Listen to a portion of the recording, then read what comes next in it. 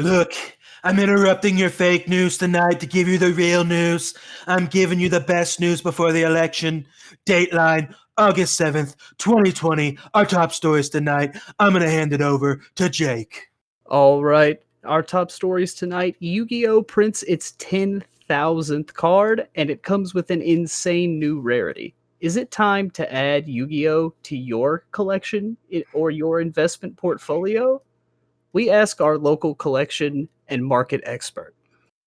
Next up, Bandai released a trailer announcing set 11, Vermilion Bloodline. Jeez, I'm already on set 10. Jake and I will give our impressions, and we have some special guests to discuss the pace at which products are releasing across all TCGs in 2020. Then we'll take things to the coast. The West Coast, Wizards of the Coast, has dropped the release date of the upcoming Zendikar Rising set.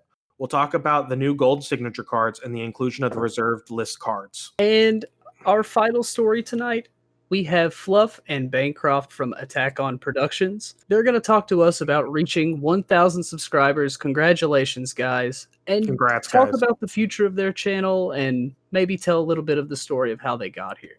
Yeah, thanks for having us. All that and much more on this episode of the TCGNN podcast, your podcast for trading card game news.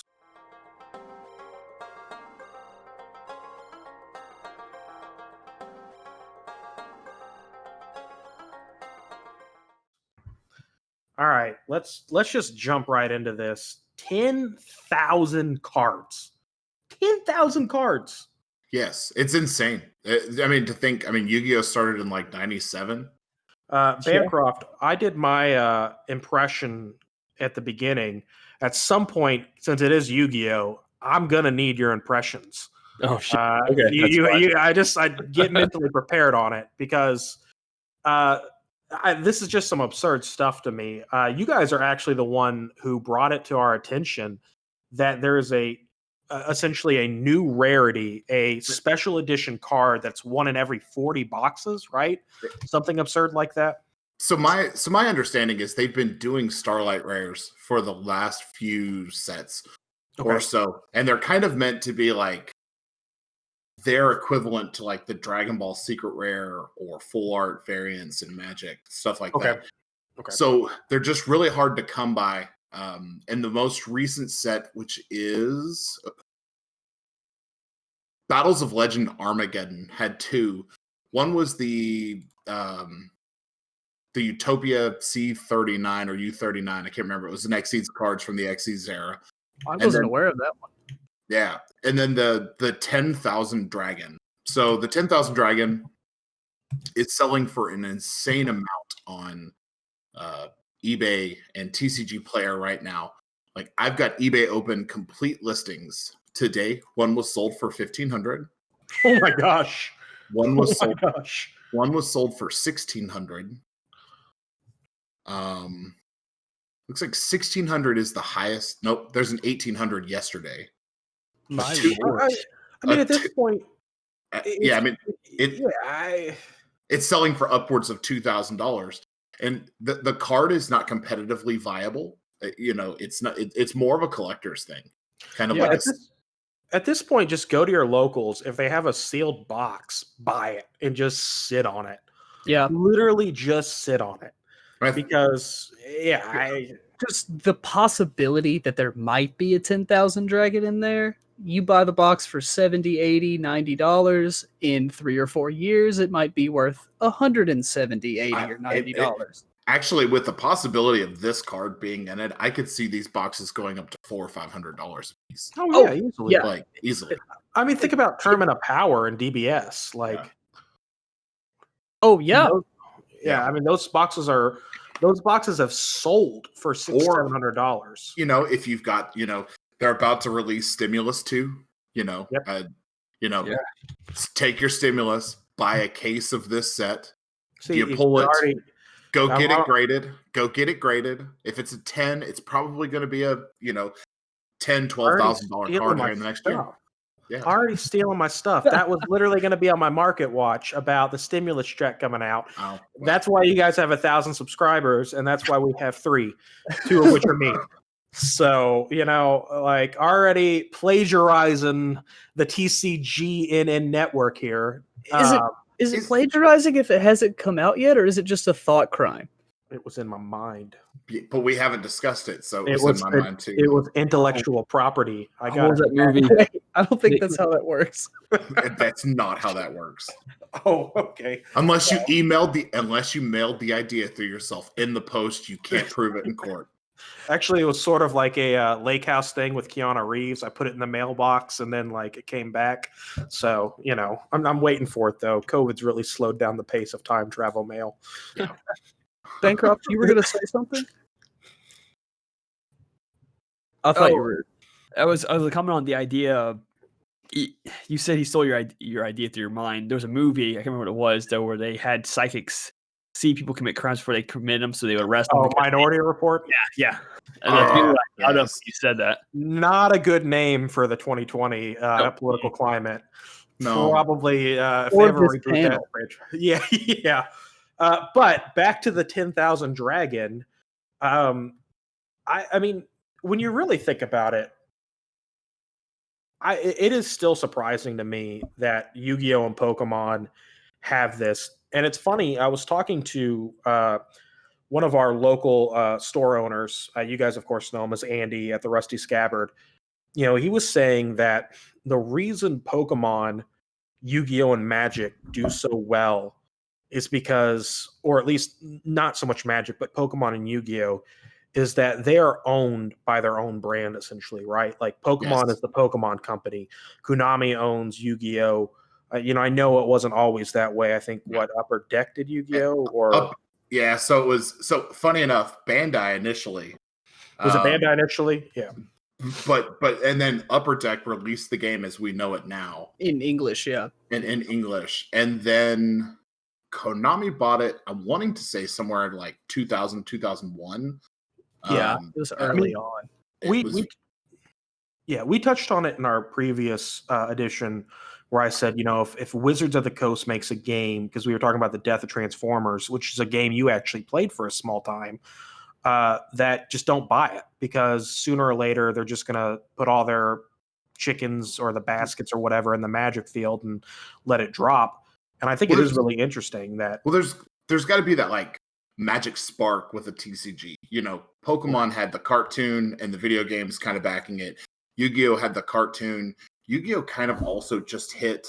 It was very different than any other game behind it. Magic had the fact that online dating wasn't a thing through the 90s, so they had nothing better to do. But Magic in its first reincarnations was super simple.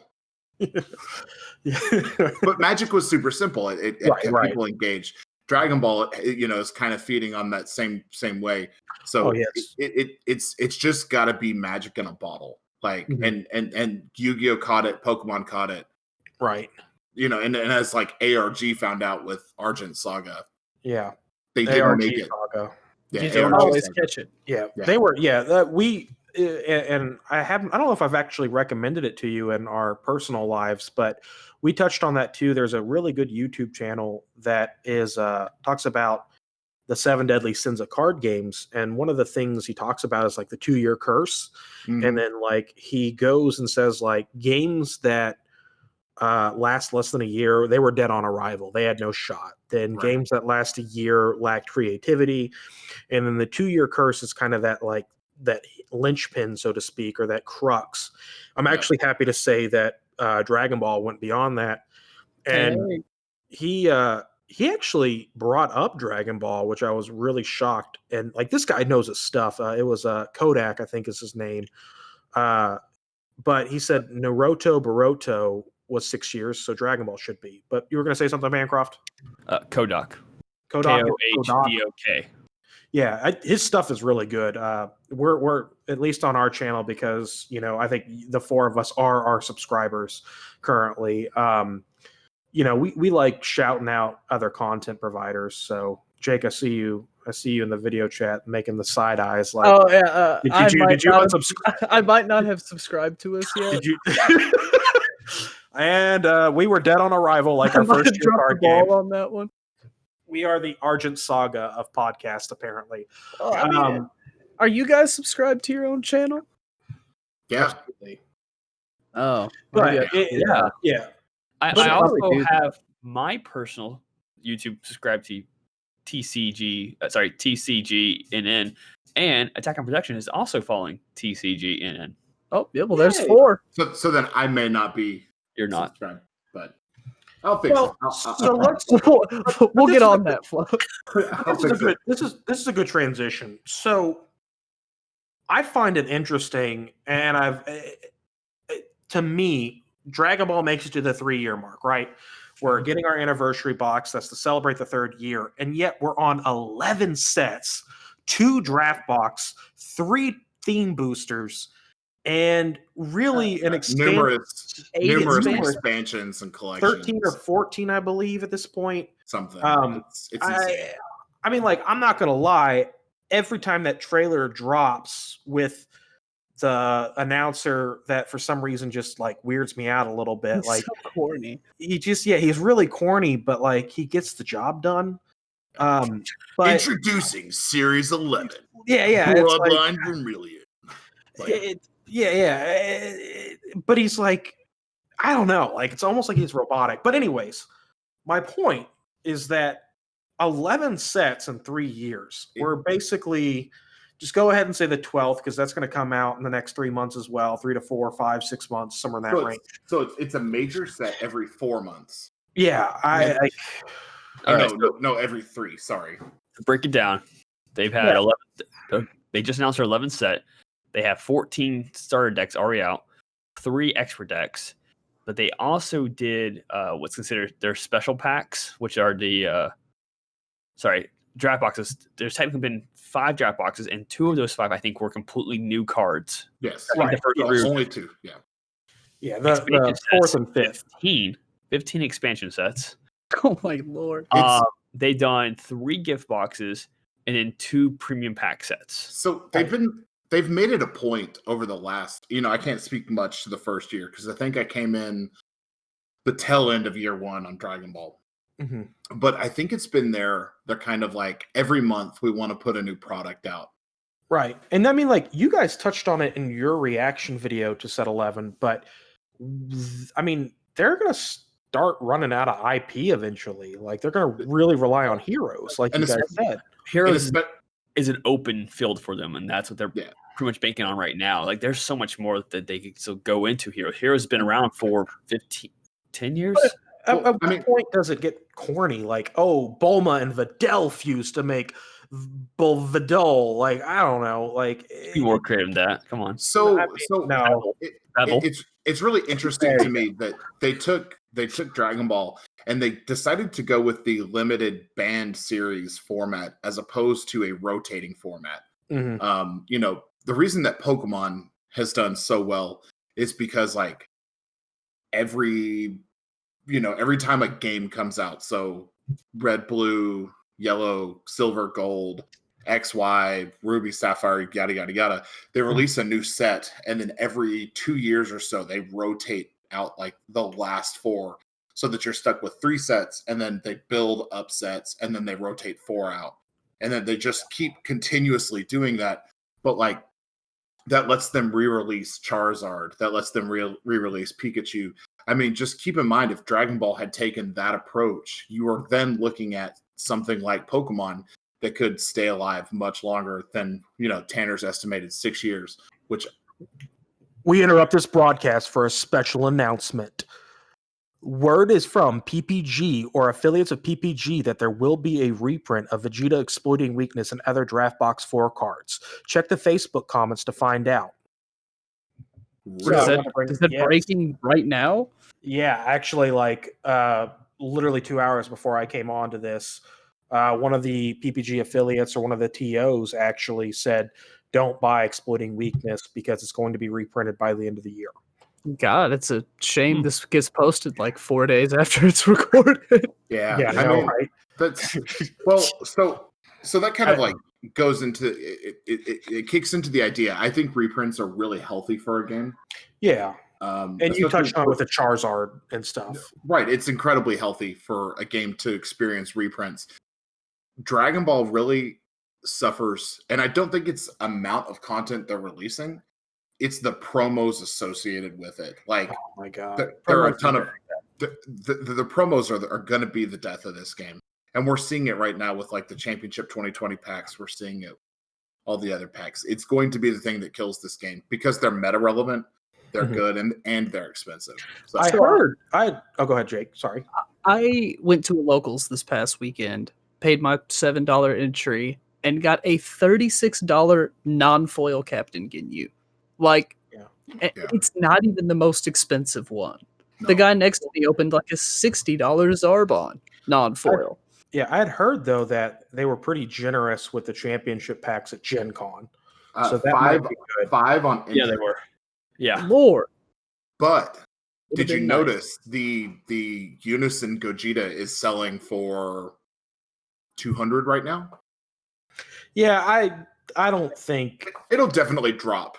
Demand is really high right now, but it will drop. I don't know, man. Like, I think Bandai should have done, as much as I hate to say it, I think they should have probably realized COVID was a thing and just printed a lot more of those packs and gave them to the locals to give out and stuff. Like, I just feel like, like you said, it could very well be the death of the game.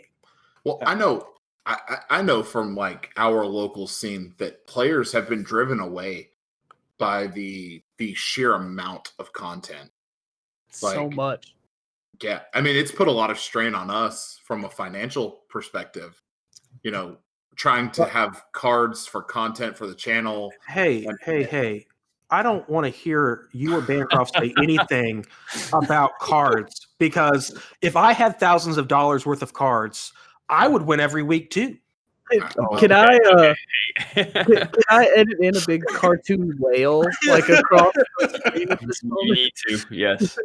Full disclaimer, if you hadn't listened to our previous podcast, I actually do own every card, and I have, I think, 0 tops in 2020 and 0 tops in the second half of 2019. So it's not a money thing. But no, it's hard. It is a tough situation. It turns people away. You know, I mean, I think it's probably a discussion for another time and not necessarily on a news type scenario, but like Spend a whole podcast on this topic. Oh, I absolutely. mean, you spend $800 on a case, but if you don't pull the cards you wanted, you know, No, or you don't pull any secret rares. or you don't pull any secret rares, like This is why I need my soundboard. Like, It'll be added in post. I mean, come on. well, but it's, and you think about that. So you drop $800 on a case. You don't get your playsets of everything. You're forced to buy those cards, and then literally a week later, you're forced to buy promos that are a catalyst to certain archetypes. And honestly, for the first 4 weeks in a healthy local, like not a COVID setting, those cards trend still. Like, I mean, I think a Kefla Meteoric Energy, or what, not Meteoric Energy, it's the dual attack. Brilliant pairing. Brilliant pairing, yeah. She was $20-$30 non-foil, $40-$50 foil. and was essential at like a 2 of in that deck. Oh yeah, I mean, yeah. I mean it, and that was for a good 4 to 6 weeks. Yeah. Now some of the other cards were literally pennies, and it really is. And the rough part about the promos is it's really dependent on how strong the set is as an archetype wise, because in set 8 it was actually, those promos dropped immediately because there weren't really a lot of, the only real viable archetype out of that was Baby and Hatchiak. And so Android 21, I'd give Android 21. But she didn't really have any good promos at that point. No. Hatchiak had Hatred Everlasting, which was the dash pack, and then Turles. But even then, Turles hadn't been quite tapped into, so he wasn't that expensive. But then set 9 was a whole different ball game. I mean, Instinctive Reprisal, the Jiren. I mean, those cards, the Jiren's still $11 a piece. The Jiren is still, and I thought I was getting like bent over because I think I spent like 9 a piece on them because I was hobbying Universe 11 a lot there. And like now they're still sitting at like 11. And I'm like, okay, well, I feel like that was a good, but you know, I'm not the best at watching like card fluctuations. Like I called Apex of Power wrong. I called a lot of Draftbox 4 wrong. But how would how do people know, should I buy this card now? Should I buy that card then? I'm going to burn record real quick. Fluff just admitted it was him that called a lot of draft box stuff.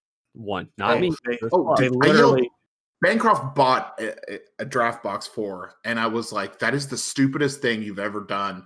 And like, he's like, man, but like, we didn't get anything. And he didn't pull anything out of it. Nothing good. Yeah. Nothing. And I was like, this is stupid. See, this is again. I need a soundboard. Have you ever watched Brooklyn Nine-Nine? Yes, I love that. You know, vindication. Like that's me for Draftbox 4. That's true. But needless to say, that was a lesson learned for us. Right. Me especially. Like I was like, we're definitely going in for Draftbox 5. Like Draftbox 5 is not going to fly by for us. What lesson did you learn? You guys bought like 4 to 8 Draftbox 5s and didn't pull playsets of anything. Like we were short, I think 3 playsets, 4 or 5 playsets. I think, yeah. I bought 10 boxes. Sorry, and we didn't get full playsets of any of the gods either. Sorry. Right. No. I bought 10 boxes and had to buy singles. Now, we've had to buy singles too. I mean, shameless plug. You will be seeing a market watch by me because if you do ever have questions, you consult the literal expert, which is me, at the market watch. Somebody needs to sign me. I'm a free agent. Maybe Attack on Productions, maybe TCGNN. I think we already did that. Like, yeah. Actually, I want to pull up the text message. Oh, I was like, look, you can't pull up those things. Tanner, I subpoenaed those. You can't do this. No, Tanner, fake news. Those aren't emails. Get the emails out of here. Quality entertainment. Tanner, market out of here. Get those emails out of here. World to see. I hope my Grinder profile doesn't pop up when I do this. Fake news. If it doesn't, I'll edit it on there in post. Look. It's backwards, but I think that's Tanner. Yeah. Market watch, please. Do it. All right. Well, with that being said, bleep me out there. 11 looks awesome. This is going to be the last thing I say about Set 11 or just Dragon Ball going forward in general. I do think Bandai has done a good job saving certain characters as like little bait pieces for the sets.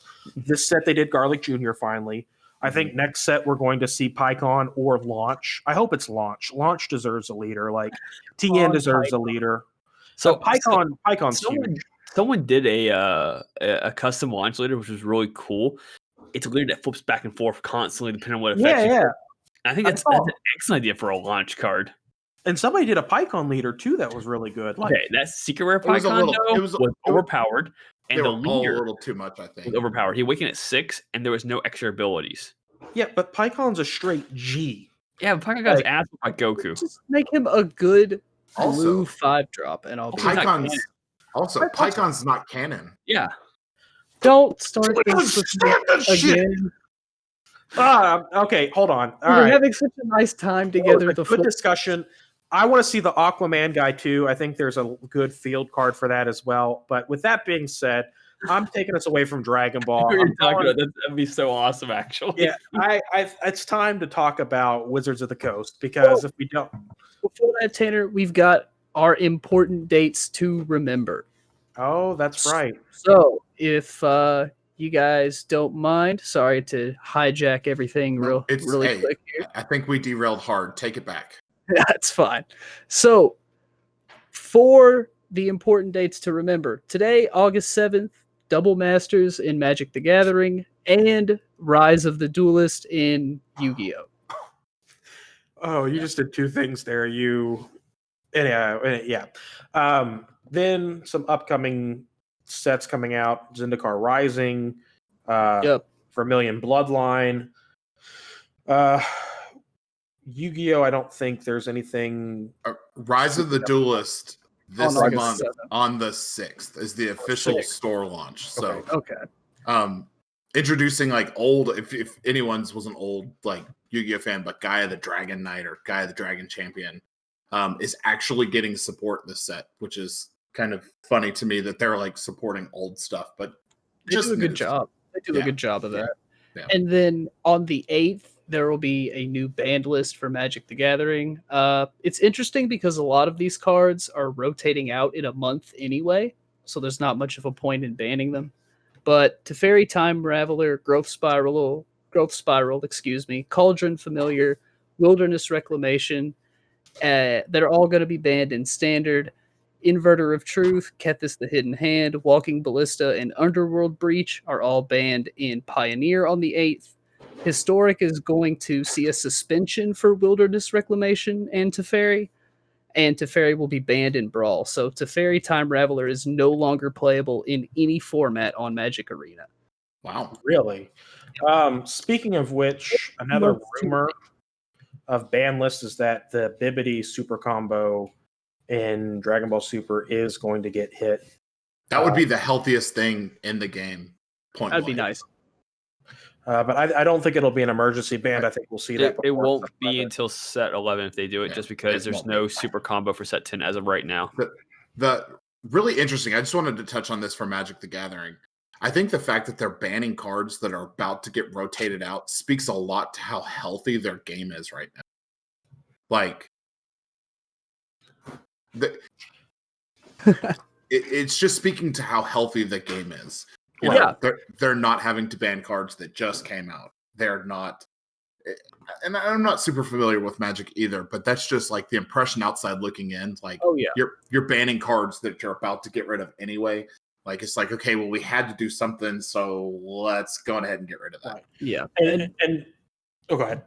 I was going to say, the only exception being Cauldron Familiar. That's a relatively new card. But the lock it set up with Witch's Oven was just a schlock to play through on any format, paper or what was that word? It was a schlock. A schlock.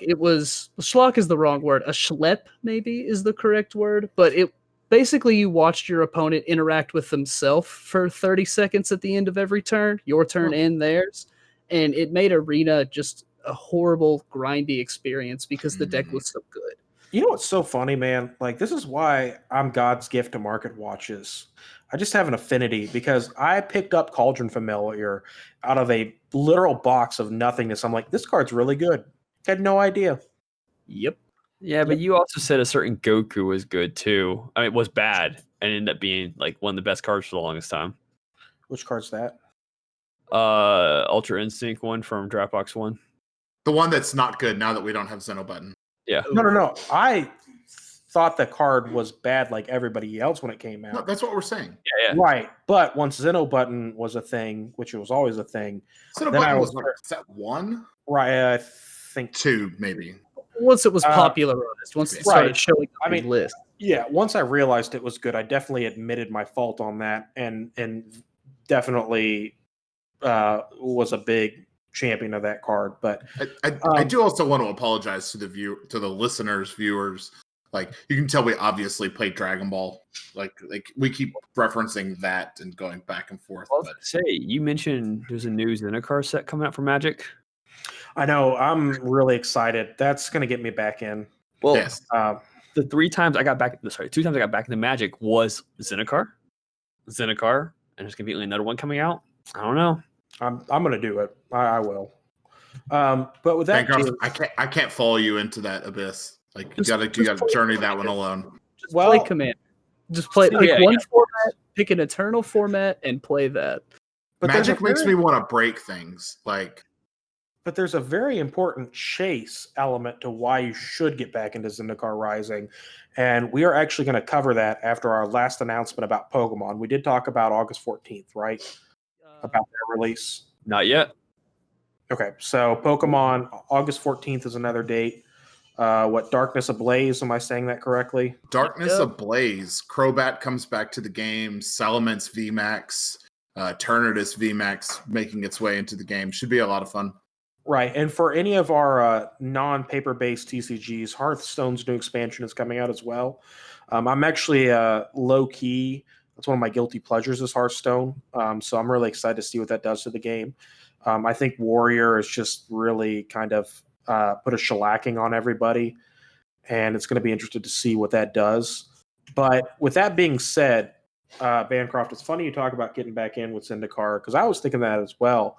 But there's actually something really interesting going on with this set that when Jake told me about it, I thought he had like gone down the TMZ tabloid land of Wizards of the Coast, and it's actually true. Jake, would you like to go ahead and talk about it? I'm sure you're alluding to the reprints of reserved list cards. Right. Yeah. Like In the token card slot of certain Zendikar packs. which is a harkening back to the original Zendikar. Right. If you're unfamiliar, the reserved list is a listing of cards that isn't public. It's some people know there are places to find it. It's kind of quasi real, quasi not. Wizards doesn't admit to it, but it clearly exists. And in the article, they call it the list.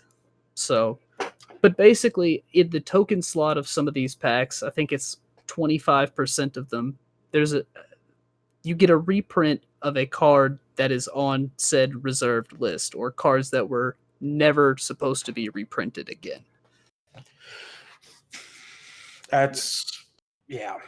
Some of the examples they gave are staples like Muscle Sliver for Sliver decks and Pact of Negation, which, if you're not familiar, is a 0 mana counterspell. So, 0 mana, you don't get to do that. It's so interesting. The only two decks I still have currently in my house is my Zendikar deck with the big Annihilation guys, and my Silver deck. Eldrazi, thank you. Yes. Yeah. And I have a Silver deck still. I had heard this block, though, they are not doing Eldrazi. They could show up. It's Zendikar. Eldrazis are around. Never mind, guys. I'm sorry. Yeah, but I had heard that. But I think that's newsworthy. I don't think we need to really beat that dead horse. I think it's going to be interesting to see how that unfolds. There's also going to be gold signature art cards. Just a minor note. But with that being said, there's also some breaking news with overpriced cards. There are reported mistakes in the Double Masters press releases, or it could be even worse than previously reported. Jake, how do you want to address this? Because I know it's kind of we're kind of getting on a little bit of the fake news, jokes aside aspect, but yeah, you've done more research than I have. So I've done a little bit of digging. I've watched a few videos, and this appears to be legit. But I can't say this is confirmed because the set isn't out yet, and there's no way for me to go and independently verify the reporting. But I've watched Rudy over at Alpha Investments open a lot of these Double Masters $100 collector's edition packs. And since it's Double Masters, everything's supposed to be doubled. And in previous press releases, the way things were worded, players were under the assumption that you could get 2 mythic rares in the same pack. 2, not always alternate art, signature is what they're called, but there was the assumption you could get 2 mythic rares in the same pack, and there have been 68 or so of these packs opened on YouTube from this one channel, and that hasn't happened one time. So it appears that you can get 2 rares and 2 signature rares, or 1 mythic, 1 rare, 1 mythic signature, 1 rare signature, but not 2 mythic signatures or not 2 mythics. Well, I still think it's a ripoff, period. That's my hot take, even if there were 2 mythics. So with that being said, I think we just wanted to touch on that. I don't really want to discuss it too much, but Fluff, did you have some thoughts? Did I hear correctly? $100 packs? Correct. Yes. Yeah. We covered this last episode. Basically, the collector's edition of Double Masters is $100 packs with some special basic lands, art, not signature cards. I keep saying that, but really alternate. Yeah, literally $100 packs. That's why I keep saying we don't want to touch on it too much because, like, I don't want to beat a dead horse because we spent a good chunk on that. But yes, literally, you heard that correctly. $100 packs. That's insane. I think the real story here was the ambiguity in the press release and the fact that attempts to independently verify that 2 mythics is possible have all failed. Now, I will say that I've seen some packs opened that might have been $100 spent and $200 worth of cards open. $300 worth of cards open. So it's either boom or bust. Premium packs are just scratch offs. Like that's all it is. It's just scratch off. You're buying the $20 scratch off, hoping you at least get Your money back. Yeah. But with that being said, I love Rudy from Alpha Investments, and I'm going to take just 2 minutes of your time to talk about a fantasy of mine. I'm hoping that in like 20 years, he's like Willy Wonka and Willy Wonka the Chocolate Factory, and he sends out like secret packs with like golden tickets, and you have to go through his entire apartment of like all his sealed product. And like the whole plot twist is that actually you play a magic tournament, but you have to win with a deck that's less than $10. He's like, "You did it, Charlie! You won! You can now have my card factory." Like that's my secret fantasy about Rudy from Alpha Investments. And in this, Tolarian Academy is Slugworth. So, and technically, he comes out behind a stack of boxes. Right. You there? And the best part is like nerds don't get out of bed anyways, so we're already sedentary. So the story fits. So just didn't have a chance to really talk about that with anybody. But with that being said, we'll move on. So our next segment is a kind of trading card game related segment. I like to call it slightly related, slightly off topic. This is the sideboard. This is the single funniest thing that I think I have seen in any card game. The how do you say his name, Jake? Fauci? Dr. Fauci? Yeah. The Dr. Fauci baseball card of him just gloriously just like butchering that pitch. Wasn't Dr. Fauci the doctor that was like Trump will absolutely it was like back in 2017 was like Trump will absolutely deal with a global pandemic during his reign or during his tenure? Wasn't that Dr. Fauci? It might have been. I think it was. Like I swear to God I read that story earlier. Let me see if I can find it. He's been the head of that department for 16 some odd years. It very well could have been. But the best part is we don't even have to talk politics because the crazy part is his baseball card is like breaking records. What, like 50,000? It's already sold out. Yeah. Okay, it was Dr. Fauci. No doubt Trump will face surprise infectious outbreak. This was from January 11th, 2017. All right, I'm going to go ahead and just mute my mic at this point because I am totally down to do a conspiracy podcast. But the thing about the rabbit hole is the further down you get, the more you think you're a rabbit. And I'm just going to go ahead and back off on this one. I just think it's hysterical. I just want to mention that he keeps referring in this article, he keeps referring to the global pandemic as a surprise. like it's a Kinder egg or something. It's like, we will be surprised. Like it's just Oh, there's a secret rare in this pandemic. Yeah. We pulled the secret rare. Yeah, but he could not have sliced the pitch worse. It's memorialized in a baseball card, and it sells out in a matter of hours. And this card is only going to go up in value over time. They said they're going to do a second printing, but I'm positive that one's going to sell out too. Honestly, it's a little bit reminiscent of the Death Corona thing from the premium pack from Ikoria. Yep. That card is hilarious. I have never seen that. Yeah, Chris from the shop has one.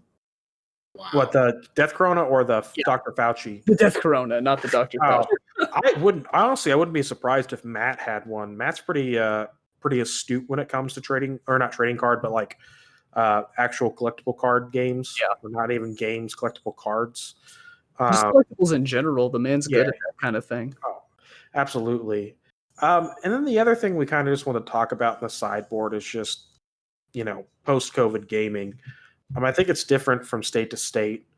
I think it is a really interesting time. I think we were really blessed in Lexington to be able to still play. And I think there's a certain aspect, some side effects of the coronavirus that's actually been really great for at least our community. I think we all kind of grew closer, surprisingly, because we realized we liked each other outside of just the proximity effect. I mean, we had to kind of go out of our way to like see each other, talk to each other. Right. We did Zoom calls. It was, so that was something that was really interesting that came out of this. I do worry about card games in general going forward. There's news that certain places are even recommending as like secondary lockdown, even beyond what Kentucky's done and Michigan has done. But then again, there are other places where they're sending kids back to school. So, and the only thing that's going to happen out of that is like we're going to get a super strand of COVID, and the teachers are going to be the only ones immune. And like that's my dystopian, like not even nightmare, but like it's the teachers are just like shotgunning, like mowing down zombies. Sounds like a Stephen King novel. Oh yeah, but like the reason they're doing it is because they're immune. Or it's going to be like a Last of Us thing. There's going to be like one teacher who's the cure, and you're going to have to like take her all over the country. But my point being is that it's such a moving target with what's available, what's not available to the card games, and I think we're going to see a lot of online clients really prosper, I would assume, or maybe card games just take a big hit. I have the opposite opinion. Oh, really? I think everyone is going to be so sick of video games and Netflix and movies and alcohol and all the things you do when you're locked in quarantine that as soon as lockdowns and recommended mask orders and things are over, I think we're going to see people who have never played card games before turning up to local game stores. Like, I want to play a game. I'm a nerd, but I want to do it with other people physically. If there's a local game store. That's my issue, is if there's a local game store to go to. I mean, Rudy from Alpha Investments touched on it. I mean, if there are 400 game stores, 200 have already shut down. And I mean, right now, the big thing is Target is already, before COVID, early 2020, they basically have started this entire prototype inside game store at Targets. And they basically want a separate section of Target that is a Target, but it is a game store. I just want to say, as a business owner, right? You do have a very important take on this. As a business owner, COVID could have been taken as one of two ways. It either could have rolled us, and we would have like shut down, closed the doors, drawn unemployment for the last 16 to 18 weeks. But really, what we decided to do was, how can we still carve our niche while being affected by COVID? And as everyone here knows, like, I have my one business, but we're just about to open another one with booming online sales, because we tried to take advantage of the fact that people aren't going to work. People don't have things to do. People are constantly looking for things to do. And I think that translates to the trading card game community. I think that like the Dragon Ball game, Bandai is going to try to continue to support local events by providing shields to go in between players. The championship kit, I thought, had some form of like does. shield to go between tables and stuff. Yes, and then you've got a lot of companies that are doing online tournaments. I know there's a lot of controversy surrounding those, like ease of cheating and stuff like that. Yeah, there was a post today actually on one of the pages. That's growing pains, unfortunately. Right, but I think that there are going to be long-standing effects due to COVID. But I think one of the happy light at the end of the tunnels is I think that people who either have never played a card game before or were playing but had walked away are going to walk back into the game. And I think that's going to be felt on a larger scale with like Magic, Yu-Gi-Oh! But, Pokemon will benefit from it. We could benefit from it with Dragon Ball. It just, time will tell. Right. With that being said, the last little bit of housekeeping, which we touched on at the beginning, just a mini market watch, talking about card games thriving. If there is a second stimulus check, which it sounds like there's probably going to be, I would buy the cards that you've been sitting on that aren't overly expensive right now. As much as I hate to say it, No matter what game you play. right? Because unfortunately, those are going to be inflated again. Now, again, that's kind of case by case. If you don't have a locals to play at and you don't plan on playing any of the webcam online events, just sit on your stimulus money. But if you are in a place where you can actually afford to do that, I would get some cards now before they get really inflated. And 3 months after the stimulus, cards will drop again. Absolutely. But with that being said, I think that really covers it. Was there anything else anybody wanted to really talk about? We're obviously going to, and this sounds naughty, but we're going to shamelessly plug Attack on Productions here in a second. Well, that's the last segment of the show is the giant shameless Attack on Productions plug. Right. But congratulations, guys. Like, it's really well deserved. You guys have really, it's interesting watching your evolution from just knowing you all for a year and a half. The channel was going to be a broad forum for all things nerd. Kind of ended up being Dragon Ball, but this 1,000 subscribers has really enabled you all to get back to your vision and be a broad, spectrum of nerd stuff in general. And I think Bancroft, you phrased it perfectly, and I'm not going to steal your words. Like you called it what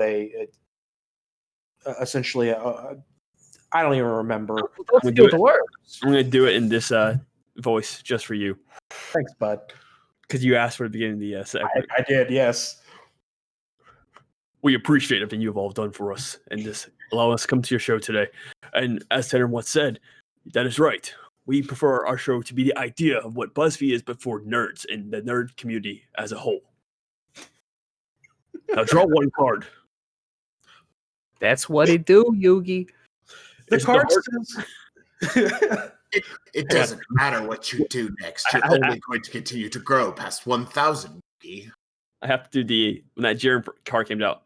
I don't even need to draw one card. The heart of the card is already in my hand. I played Jiren. Everlasting. What? Hang on. What is it? Whatever. Doesn't matter. Stronger than my baby dragon. The baby dragon. Baby dragon. But my voice is assaulting you. I'm really excited to see some of the ideas that you have tossed around. I don't want to spoil anything, but I think you've got. So I will say this: Dark has some ideas and things like that. One of the things we mentioned back when we were doing our D&D segments, I talked about a show called Making of a Hero, and we never got a chance to actually doing it. And the guy on YouTube does a great job. His name is Tulok the Barbarian. Check his channel out. But that's actually what Making the Hero was. No one was doing it, but when I first initially talked about it, we didn't get a chance to do it. He picked it up shortly after that. I don't know if maybe he saw our channel and heard me talk about it or not. I'm just saying, coincidence. That and that was kind of, you talked about kind of our evolution and kind of like getting to 1,000. When we talked, there was a large spectrum of ideas, and due to like different factors, my schedule, Bancroft's work life, our personal lives, getting into it, Dragon Ball just kind of fell into like the thing that was like, oh, well, we're playing Dragon Ball anyway. Why not just make videos about it? But the other things that we've talked about have kind of fallen into this like someone else has already done them, so now we have to reach deeper into that and find things. But there's still things there. And Making of the Hero. Don't get me wrong. Oh, right. But it's all him. Like it's all Bancroft. It's. I mean, there is another thing with certain names that I'm not going to go into that I thought was a brilliant idea. The meaning behind things, so to speak, of different like nerd names, and I'll just leave it ambiguous because I don't want to, when our 5th subscriber comes out, I don't want him to be the guy who takes it from you all.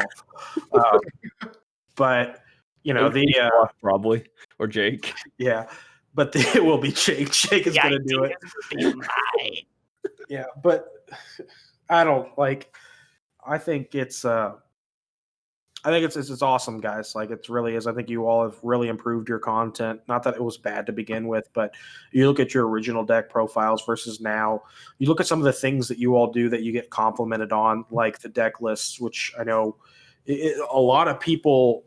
It's so simple, and you think it'd be something people would do, but they don't. Like you're often like pausing deck profiles, trying to write down the shit, and you guys made it a point to like put it there. And there's always that. I would say real quick, June 5th was the moment where I think that was when I made the decision I wanted to go as close as possible doing weekly videos as well. Mm-hmm. Because beforehand, we were doing like 2 or 3 a week. And then sometimes it'd be like once a week or once every 2 weeks. Yeah, like in May, we only had 3 videos we were able to put up in May. But granted, May was also right in that prime coronavirus period. Right. I know back to the deck profiles being on the side. That was kind of a roll of the dice thing. Like there's always the chance people know our videos. They're just going to skip to the last 15 seconds of a video and pause it, write down the deck profile, and not listen to what we have to say. But we're really leaning on the idea that we're insightful enough. We don't say too much. We don't dramble on and on. Oh, I'm terrible about it. That was a comment towards me. You and I are the biggest culprits of that. I think you and I are dueling for the longest profile. Mm-hmm. Oh, I can talk for an hour on a deck. If that's a challenge, I'll do it. Just hang on, Tanner. If you can do that challenge, we're putting on mic stand. I'm not hovering. I mean, I could have gone longer, as they say, but Bancroft tapped out. I didn't tap out. I just gives you a look. No, you tapped out after the shameless plugging. So it went numb from the chest down, like and I think like Bancroft's dedication to, let's do a video a day, that consistency. Because if you look at kind of like the last, 2 months, we've grown more in the last 2 months than we have in the last 6 months.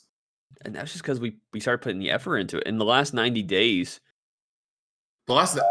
we've gotten 170 subscribers just in the last 90 days, which a bias towards action. That's what they call it. And I mean, we're obviously, we're not trying to be influencers. We're not trying to do all that. But 1,000 was a goal. It was a milestone we wanted to hit, and we definitely hit it. So, so the next goal will be, at some point up over that, or some piece of content over that. We haven't really set that yet, but we do know kind of where we're going. Right. Well, with that being said, as we end this podcast, to bigger and better things for everybody, I think I'd be remiss to say, not to say rather, that if you want to do something, the best way to do it is literally just go do it and refine as you go. Hopefully this channel is the same way. With that being said, we'd love to hear your thoughts. If anybody who listens to it, friends, family, somebody who got drunk and stumbled down the rabbit hole of YouTube, any feedback whatsoever is really appreciated. Obviously, we love these guys on Attack on Production, so you'll see us on different videos there too. Yep. They're our friends first and foremost, but what is it? So it's like our sister network. Right. I mean, like we're their ESPN Ocho. They're ESPN and we're ESPN Ocho, but at least you get sick dodgeball fights on here. With that being said, dodge a ball. You could dodge a wrench, you could dodge a ball.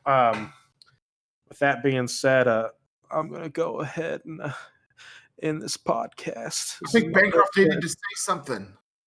It looks like he needed to say something. It looks like he wanted to say something. Well, with that being said, us here at TCGNN have one sign-off phrase.